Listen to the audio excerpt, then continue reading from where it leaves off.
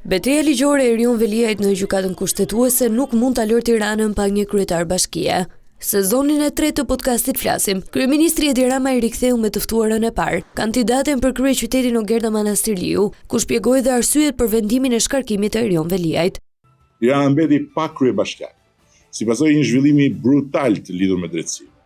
Kryetari i bashkisë u mor nga zyra pa gjyq dhe u çua në paraburgim, ku vazhdon të mbahet ende prej gati 8 muajsh përmes një procesi me standarde që, për ta thënë but, janë të dyshimta.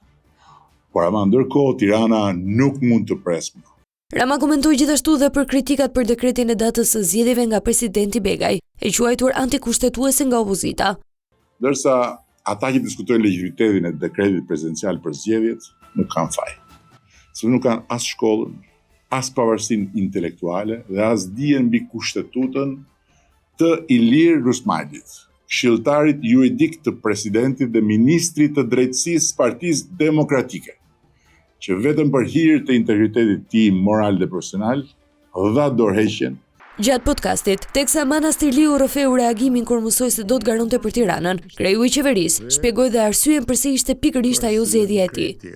Dhe në rastin konkret, në të gjitha anketimet dhe në të gjitha rrugët e testimit të opinionit, ti ishe kryetari i bashkisë që shumica donte, me diferencë nga çdo lloj emri tjetër që kemi testuar. Në datën 9 nëntor, Tirana dhe 5 bashki të tjera do të futen në garën vendore, ndërsa partitë politike kanë nisur përgatitjet për fushatën elektorale.